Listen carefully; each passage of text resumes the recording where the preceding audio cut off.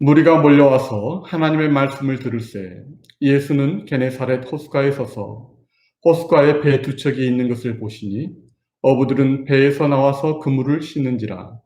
예수께서 한 배에 오르시니 그 배는 시몬의 배라. 육지에서 조금 떼기를 창하시고 앉으사 배에서 무리를 가르치시더니 말씀을 마치시고 시몬에게 이르시되 깊은 데로 가서 그물을 내려 고기를 잡으라.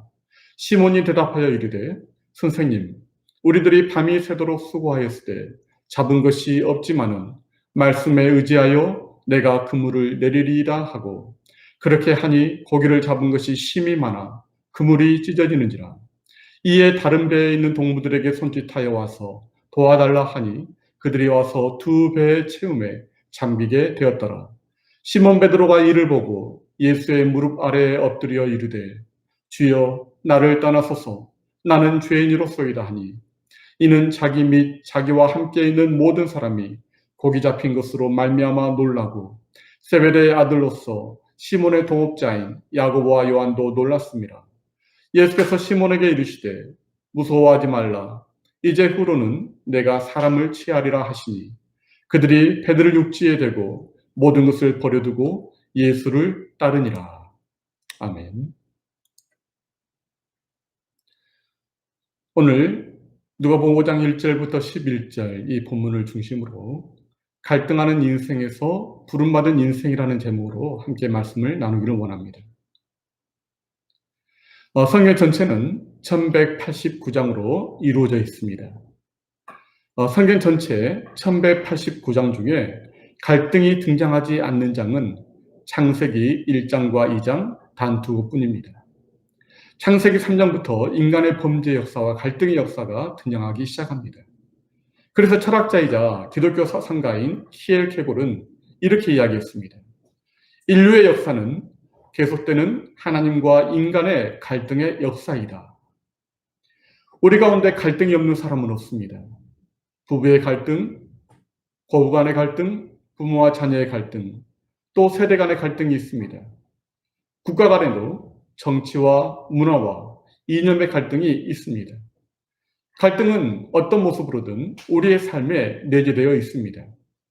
갈등은 한자로 칙, 갈자와 등나무 등자를 써서 서로 반대 방향으로 뒤엉켜 풀 수 없는 상태를 말합니다. 국어 사전에는 갈등을 이렇게 정의하고 있습니다. 마음속에 두 가지 이상의 욕구 등이 동시에 일어나 갈피를 못 잡고 괴로워하는 상태, 이렇게 정의하고 있습니다. 이러한 사전적 의미만 생각해 보면 우리는 갈등을 나쁜 것으로만 생각할 수 있습니다. 그러나 꼭 그렇지 않습니다. 갈등은 신선한 삶의 자극이 될 수 있을 뿐만 아니라 그 갈등을 잘 해결해 나가고 좋은 방향으로 승화시켜 나가면 큰 변화와 성숙을 경험하는 기회가 될 수도 있습니다. 오늘 본문에서 나타나는 베드로와 예수님의 만남은 전혀 다른 두 세상, 눈에 보이는 이 세상과 눈에 보이지 않는 하나님의 나라가 만난 것이고 전혀 다른 두 문화가 만나면서 갈등이 시작되는 것을 볼 수 있습니다. 지금 면에서 보면 베드로는 어부이지만 예수님은 목수입니다. 베드로는 결혼을 했으나 예수님은 결혼을 하지 않으셨습니다. 베드로는 정착하여 살았으나 예수님은 머리 둘 곳이 없는 분이셨습니다. 베드로는 성격이 급한 사람이었으나 예수님은 온유하셨습니다. 전혀 다른 두 세계, 전혀 다른 두 문화가 베드로의 삶의 터전인 바닷가에서 만난 것입니다. 여기에서 갈등이 시작된 것이죠. 우리는 베드로가 예수님을 만나는 과정을 통해 갈등이 어떻게 극복되고 승화되는가를 함께 살펴보고 그 과정이 우리의 삶을 어떻게 변화시켜 가는지를 함께 나누고 적용해 보면 좋겠습니다. 첫 번째로, 언제 우리 가운데 갈등이 일어나게 되는 것입니까? 첫 번째로, 새로운 변화가 시작될 때 갈등이 일어납니다. 오늘 본문 3절에 보면은 이렇게 기록이 되어 있습니다. 예수께서 한 배에 오르시니 그 배는 시몬의 배라. 육지에서 조금 떼기를 창하시고 앉으사 배에서 무리를 가르치시더니. 예수님께서 시몬의 배에 오르신 것이 우연이었을까요? 예수님은 정확한 의도를 가지시고 시몬에게 다가오셨고 또 그의 배에 오르셨습니다. 시몬 베드로의 삶의 현장에 그의 인생 가운데 들어오신 것입니다. 베드로는 밤새 그물을 던지다가 실패하고 또 그물을 손질하고 있는데 바로 그 베드로의 배에 예수님이 앉으셔서 설교를 시작하신 것입니다. 전혀 다른 새로운 변화의 물결이 지금 베드로에게 밀려오고 있는 것입니다. 새로운 변화가 밀려오면 사람들의 마음속에 제일 먼저 오는 것은 불안입니다. 우리는 새로운 변화가 밀려올 때 이미 내가 가지고 있는 문화와 소유하고 있는 기득권을 지키기 위해 새로운 변화를 거부할 것인가, 아니면 그 변화의 파도를 탈 것인가를 결정해야 합니다. 변화의 물결은 우리가 느끼든 느끼지 않든 계속해서 우리의 삶에 밀려오고 또 우리에게 도전하고 있습니다. 변화는 총체적인 모습으로 우리에게 밀려옵니다. 어느 특정한 개인이나 어느 특정한 세대에만 국한되지 않습니다. 예를 들자면 이제 컴퓨터와 스마트폰은 젊은 세대에게만 해당되는 문화가 아닙니다. 이제는 모든 세대에 해당되는 문화가 된 것입니다. 이처럼 모든 세대가 변화의 소용돌이 속에 휩쓸려 가는 것이죠. 변화에는 바람직한 변화와 바람직하지 못한 변화 두 가지가 있습니다. 바람직하지 못한 변화를 우리는 변질이라고 합니다. 우리는 변화의 물결 속에서 그리스도인으로서 어떻게 세상 속에 바람직한 변화를 주도해야 하는지를 결정해야 합니다. 그러나 동시에 세상이 우리를 변질시키지 않도록 우리의 신앙을 지켜가야 합니다. 변질과 변화, 이 둘 사이에 갈등이 일어나는 것입니다. 주님이 여러분의 인생 가운데 들어오시면 가장 먼저 일어나는 현상은 갈등입니다. 하나님의 나라의 새로운 가치관과 삶의 방식이 나의 옛 가치관과 옛 삶의 방식과 충돌합니다. 그래서 예수 믿고 나면 더 마음이 편안해지는 것이 아니라 더 갈등이 커져가는 것을 우리는 경험합니다. 불편해집니다. 이전에는 아무렇지 않게 했던 일들이 이제는 양심의 가책이 됩니다. 내가 예수 믿는 사람인데 이렇게 해도 될까? 성령의 소욕과 내 육신의 욕심이 부딪히면서 긴장이 일어납니다. 그러나 그 갈등을 회피하거나 부정적인 것으로 여기지 마시길 바랍니다. 주님께서 여러분의 인생 속에 들어오셨다는 증거이기 때문입니다. 두 번째로, 언제 우리 안에 갈등이 일어나기 시작하는 것입니까? 말씀과 상식이 부딪힐 때 갈등이 일어납니다. 오늘 본문 4절, 5절 말씀에 이렇게 기록이 되어 있습니다. 말씀을 마치시고 시몬에게 이르시되 깊은 데로 가서 그물을 내려 고기를 잡으라. 시몬이 대답하여 이르되 선생님, 우리들이 밤이 새도록 수고하였으되 잡은 것이 없지만은 말씀에 의지하여 내가 그물을 내리리이다. 예수님은 베드로에게 깊은 데로 가서 그물을 내려 고기를 잡으라 이렇게 명령하셨습니다. 베드로는 지금 이 시간에 깊은 곳에 그물을 던져서는 고기를 잡을 수 없다는 것을 경험을 통해 잘 알고 있었습니다. 그러나 베드로는 예수님의 말씀에 순종했습니다. 오늘 우리도 주님의 말씀이 나의 상식과 논리와 합리적인 생각에 입에되면 갈등이 일어납니다. 아브라함도 하나밖에 없는 아들 이삭을 바치라는 하나님의 명령을 받았습니다. 노아도 산 꼭대기에 방주를 지으라는 명령을 받았습니다. 받아들이기 어려운 말씀들입니다.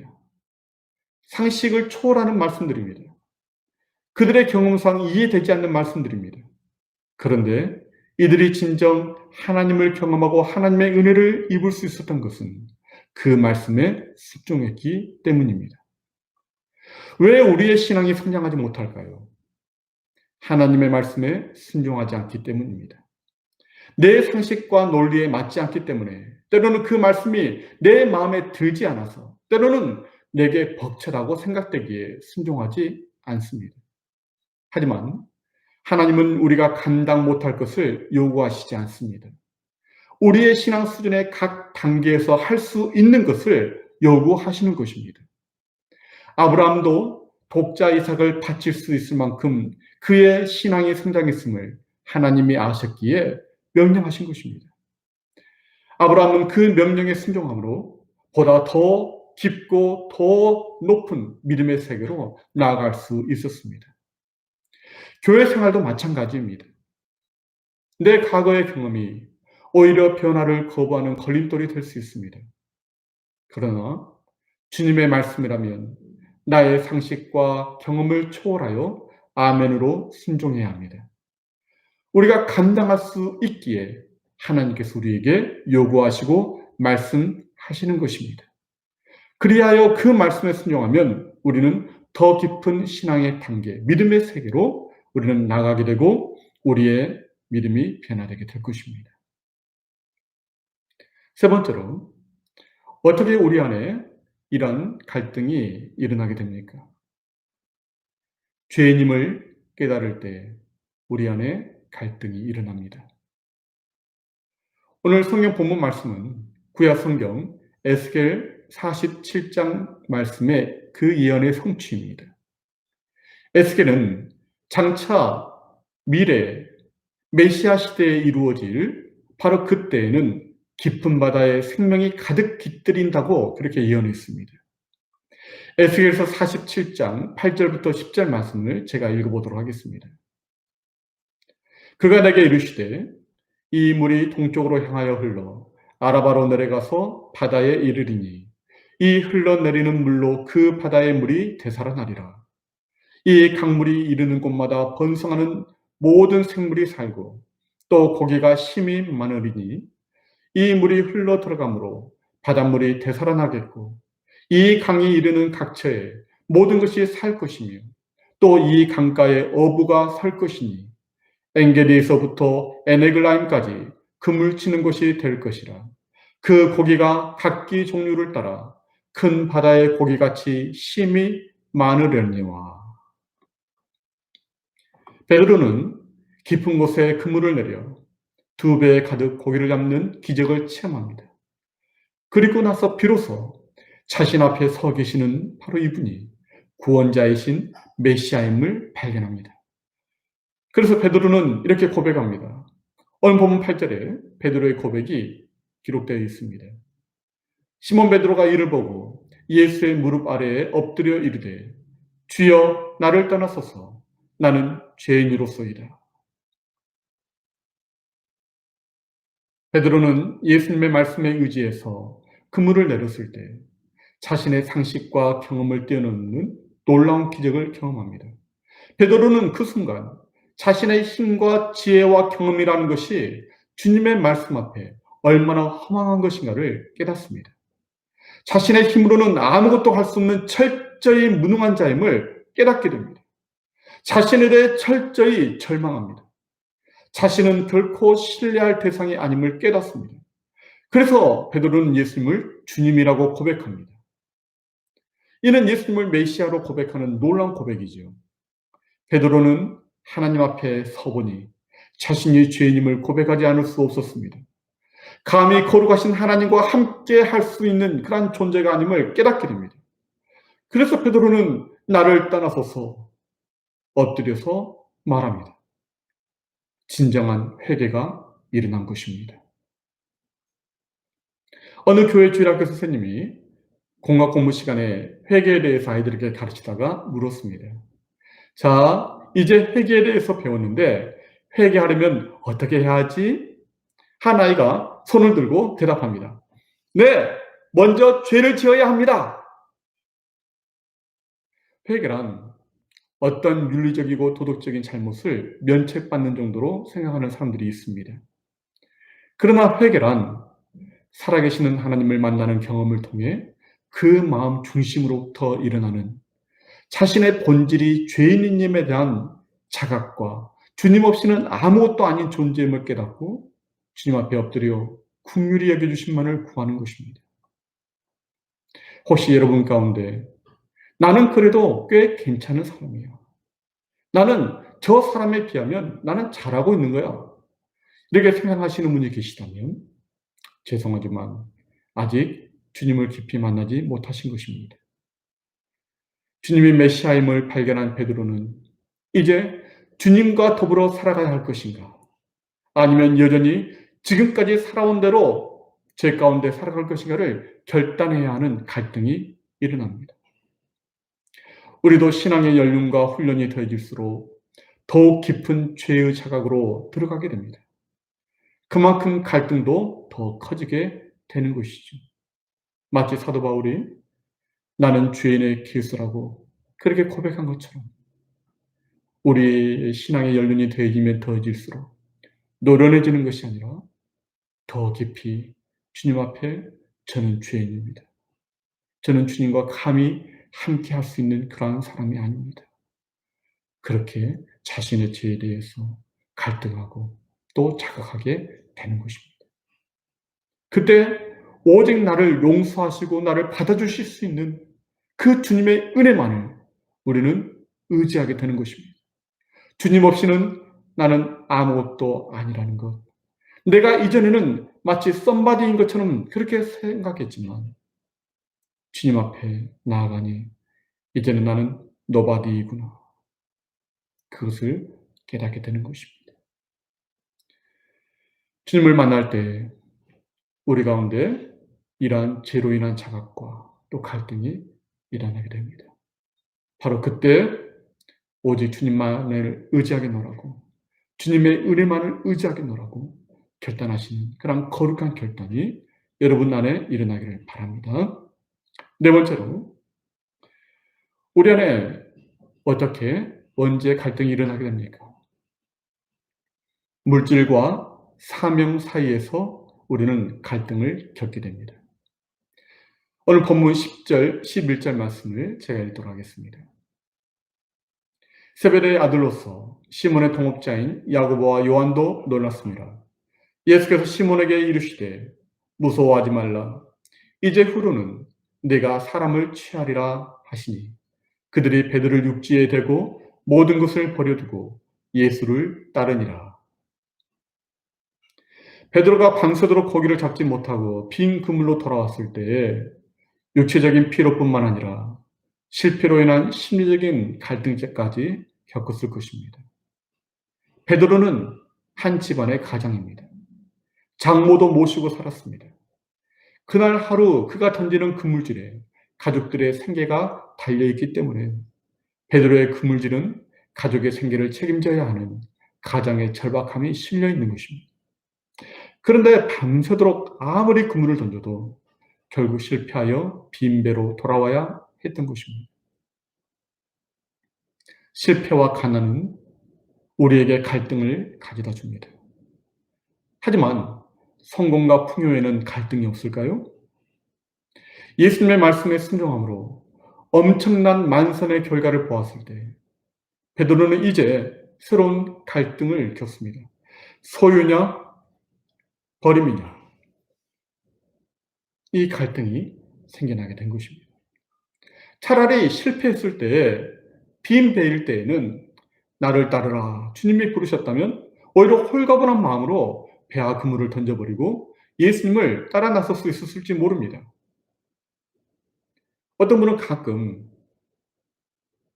사업에 실패하고 모든 것이 다 숲으로 돌아갔을 때 이제 신학교 나가서 목사 돼야 되겠다, 선교사 돼야 되겠다, 이렇게 말하는 분이 계십니다.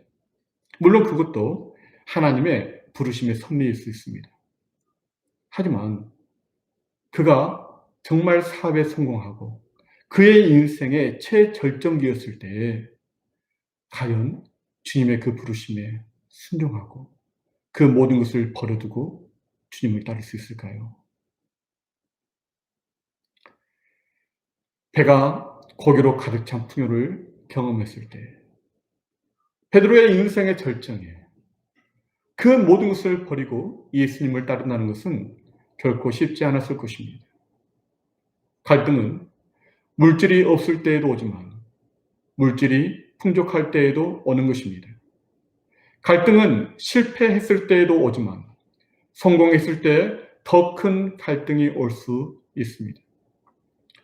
우리는 교회를 위해 봉사하고 전도하고 또 헌신의 깊은 곳에 들어갔을 때 하나님께서 물질의 복도 더해 주십니다. 하지만 우리는 거기에서 멈춰서는 안 됩니다. 베드로는 물질과 성공과 풍요에 만족하고 그것을 누리려고 하지 않았습니다. 그 너머의 실상인 메시아를 발견했기 때문입니다. 그의 인생의 진정한 성공과 진정한 보배가 무엇인가를 베드로는 발견했기 때문입니다. 우리는 물질 앞에서 갈등을 겪게 됩니다. 하지만 하나님은 말씀하십니다. 나는 너의 공급자다. 물질은 이 땅에서 잠시 필요한 것들입니다. 하지만 영원하지 않습니다. 그런데 우리는 잡은 물고기에 관심이 많습니다. 그리고 그 물고기를 가지고 살아가고 싶어 합니다. 혹시 그때 베드로가 버린 물고기 누가 다 가져갔을까? 혹시 궁금해하시는 분 계십니까? 우리는 물질에 관심이 많죠. 하지만 베드로가 순종을 통해 누리게 된 축복은 그런 것이 아니었습니다. 사랑하는 여러분, 물질을 선택하는 자가 아니라 주님이 주신 사명을 선택하는 자가 되시길 바랍니다. 베드로는 네가 사람을 취하리라. 그 부르심의 말씀을 통해 그의 인생은 더 깊은 신앙의 바다로 나아가는 축복을 경험합니다. 베드로는 예수님의 말씀에 단순히 순종함으로 메시아이신 예수님을 만났습니다. 고기 잡는 어부에서 사람을 닦는 어부로 그의 인생이 바뀌게 되었습니다. 작은 시골 마을의 갈릴리 어부에서 세상을 변화시킨 위대한 사도로 쓰임받게 됩니다.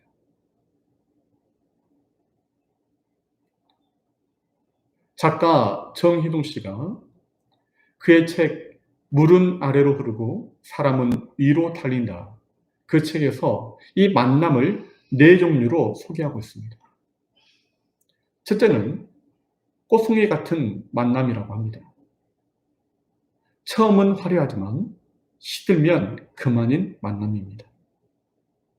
두 번째 만남은 지우개 같은 만남입니다. 지워버리고 싶은 만남이죠. 세 번째는 생선 같은 만남입니다. 시간이 갈수록 썩은 냄새나는 만남입니다. 넷째는 손수건 같은 만남입니다. 땀과 눈물을 닦아주는 만남인 것입니다. 가장 잘못된 만남은 아마 생선과 같은 만남일 것이고 가장 조심해야 할 만남은 꽃송이와 같은 만남일 것입니다. 가장 시간이 아까운 만남은 지우개 같은 만남이라고 합니다. 좋은 만남은 손수건과 같은 만남으로 아름답게 만나서 힘들 때 서로의 땀을 닦아주고 슬플 때 눈물을 닦아주는 바로 그러한 만남이 손수건 같은 만남입니다. 좋은 만남은 행복한 인생을 만들어줍니다. 여러분은 예수님을 어떤 분으로 만나고 계십니까? 갈릴리 가난한 어부였던 베드로에게 가장 축복스러운 만남은 예수님과의 만남이었습니다. 그의 인생을 완전히 바뀌게 한 만남이었습니다. 이러한 주님과의 만남 속에는 갈등이 있게 됩니다. 우리의 인생은 끊임없는 갈등의 파도가 밀려옵니다. 하지만 이 갈등 속에서 우리는 하나님의 섭리를 발견하게 됩니다. 우리를 변화시키시고 더욱 성숙시키시기 위한 주님의 의도가 그 속에 함께 담겨져 있기 때문입니다. 또한 갈등을 통해서 하나님은 우리를 더 깊은 신앙의 세계로 인도하십니다. 하나님께서는 갈등의 파도 너머에 엄청난 은혜와 복을 예비하시고 우리를 인도해 가고 계신다는 것을 믿으시길 바랍니다. 사랑하는 여러분, 새로운 변화가 올 때 갈등이 일어납니다. 죄에 대한 자각이 우리 가운데 일어날 때 갈등이 일어납니다. 나의 상식과 경험과 그리고 하나님의 말씀 사이에서 우리는 갈등을 하게 됩니다. 우리의 삶에 소유하고 있는 물질과 또 사명 사이에서 우리는 또한 갈등을 하기도 합니다. 하지만 이러한 갈등이 여러분 가운데 일어날 때 그 갈등을 긍정적으로 수용하시길 바랍니다. 말씀에 순종함으로 지혜롭게 갈등을 극복하고 승리하시길 바랍니다. 우리 예수님을 깊이 만남으로 갈등하는 인생에서 이제는 부름받은 인생으로 살아가는 그러한 여러분이 되시기를 주의 이름으로 축원합니다. 아멘.